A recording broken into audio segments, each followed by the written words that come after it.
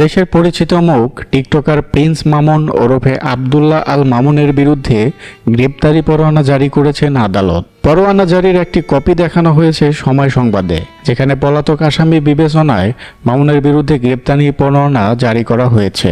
সোমবার বিষয়টি নিশ্চিত করেছেন প্রিন্স মামুন নিজেই। গ্রেপ্তারি পরোয়ানা জারির বিষয়টির পাশাপাশিও তার বিরুদ্ধে মামলার কথাও জানান প্রিন্স মামুন। এ ব্যাপারে মুঠোফোনে প্রিন্স মামুনের সাথে সময় টিভির কথা হলে তিনি বলেন, পরোয়ানা জারির তথ্যটি সত্য। গত ডিসেম্বরে মাঝরাতে লায়লার সঙ্গে যে ভুল বোঝাবুঝিটা হয় সেখানে হাতাহাতির ঘটনাও ঘটেছিল। মামুন আরও বলেন, যিনি মামলা করেছেন তিনি মামলা তুলে নেবেন বলেছিলেন, আর তাই আমি হাজিরা দিতে যাইনি। মামলায় হাজিরা না দেওয়ার কারণেই মূলত আমার বিরুদ্ধে এই পরোয়ানা জারি করা হয়েছে। এদিকে মামুনের বক্তব্যের প্রেক্ষিতে লায়লার সঙ্গে মুঠোফোনে যোগাযোগ করা হলে তিনি সময় টিভিকে বলেন, কোন মামলায় গ্রেপ্তারি পরোয়ানা জারি করা হয়েছে আমি সে ব্যাপারে কিছুই জানি না, এই ব্যাপারে আমার কোনো মন্তব্যও নেই।